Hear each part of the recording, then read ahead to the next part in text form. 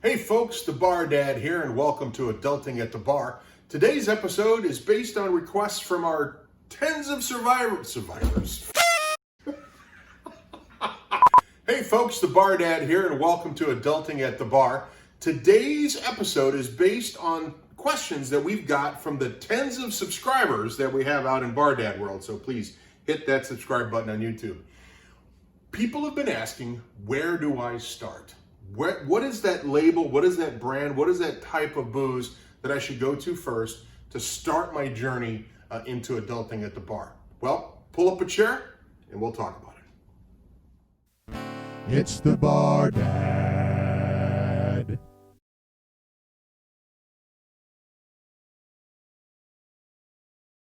The first booze we're going to talk about is the vodka. Vodka is from Russia or Poland or some areas around there, and the reason they talk like this with the don't move the mouth is because they don't like the cold air coming in, so they keep their mouth very close when they talk.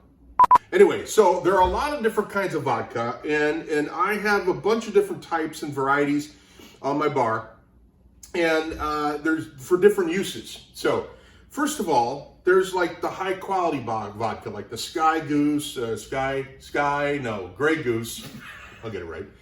The high-end vodkas like the Grey Goose or the Belvederes or things like that, very smooth, not so smooth. Sometimes people say it doesn't have any flavor. So I'm like, well, why do you use it? You drink vodka to taste it, right? So very good though, very smooth. Tito's, if you're asking what is my kind of go-to or good gateway into vodka, I like Tito's a lot. It's a reason. It's got a great flavor. It's not real harsh on the back end, and it's actually relatively inexpensive compared to some of the other vodkas. So Tito's is and by the way, you're not supposed to use this as a sanitizer, remember that?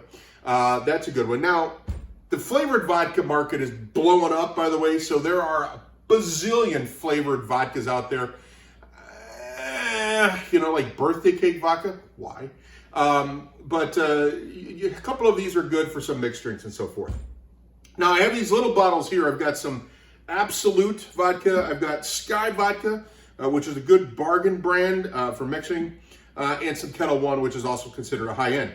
If you are not willing to spend 50, 40, 50, 60, 20, whatever it is on the bigger bottles, I highly recommend going to liquor stores that have like giant airplane bottle samples and pick up a couple of them, try them like we talked about, and see if you like them. And then, if you like them, then go for the bigger bottles.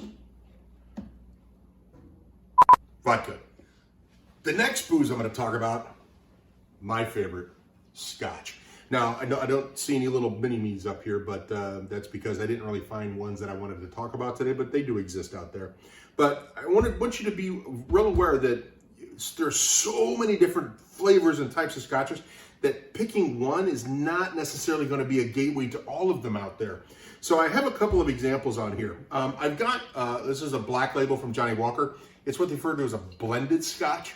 It's a bit on the spicy, smoky side a little bit. It is, if you like the smoke, it is a good way to start. Black label from Johnny Walker. It goes to the other end, like some of these from Scotland, the single malts can get really smoky using that peat, and we'll get into this in another episode. Some people think this tastes like a Band-Aid. I do too. I'm not a really big fan of smoke. But there is some out there that kind of just have a little bit. Some are like, so I stay away from those. My go-to, people ask me, what is my go-to Scotch my everyday Scotch? Glenfiddich 15. It's sweeter. It's got some honey tones. It is beautiful palate. It's just a lot of nuance. And for me, I usually recommend people are starting Scotch, go with this and then branch out from there. All right, folks, the next booze we're going to talk about is whiskeys. And like vodkas, there is a couple different uses for them and how I use them specifically. I'm going to walk through them really quick. This is Angel's Envy. It's one of my favorite kind of smaller batch whiskeys. It's incredible nuances in it, a lot of levels of flavor. I would never mix this with Coke. If you said, can I have an Angel's Envy and Coke, I'd smack you up the side of the head with this bottle.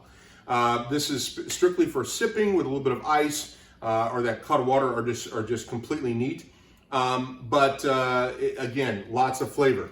A lot of people mix whiskeys and Coke. I do too. My go-to, if you say you want a whiskey and Coke or a bourbon and Coke, I like Devil's Cut by Jim Beam. Jim Beam, if you get the plain Jim Beam, it's kind of like the plain Jack Daniels, the regular label.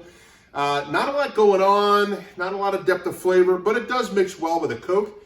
So if you want to start just Jack and Cokes or Jim Beam and Cokes, but the Devil's Cut, they figured out a way to pull all of the whiskey that kind of lies in the wood of the cask, and it's got a lot more flavor. It's a darker color, so a little more depth of flavor than the standard Jim Beam or Jack. The other one I have up here is I have Maker's Mark, which to me is a step up. But you can order a Maker's and Coke, a little more flavor, a little more complex than some of like the Jim Beams or the Jacks. Highly recommended. You can get the Papa Bear model or the Baby Bear model if someone's been sleeping in my chair, with the airplane models. And also Woodford is another good starting booze in whiskey. It's not light as Jack or flavorless as Jack. It has a little more flavor, but it's still one good start with. The next one, Tequila, right?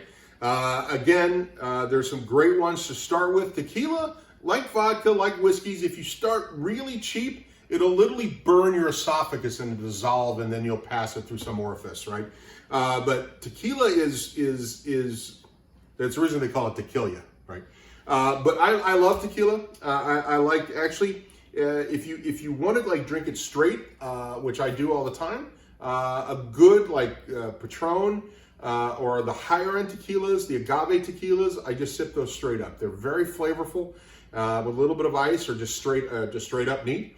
I'm not a big fan of the gold tequilas. I would if I put them into margaritas and things like that, but I usually stick with the agaves. You can tell the difference in the size. This one is my margarita because I use a crap load of this stuff, and it's I'm a Buffett fan too, so maybe that's why I'm ordering margarita subconsciously. But it is a good, inexpensive tequila if you're making mass quantities of margaritas and things. And they even have little Margaritaville tequila, little airplane. They even have little airplane bottles of this too as well. So enjoy your tequila. All right, the last type of booze that we're going to talk about today is something I just got into a couple of years ago and really enjoying this journey in Rum Valley, as they say. So I got a couple of different kinds of rums here, both in terms of the 750s and in the smaller airplane bottles, which I call them. So I have a good sipping rum, by the way. This is Zafra, 21 years.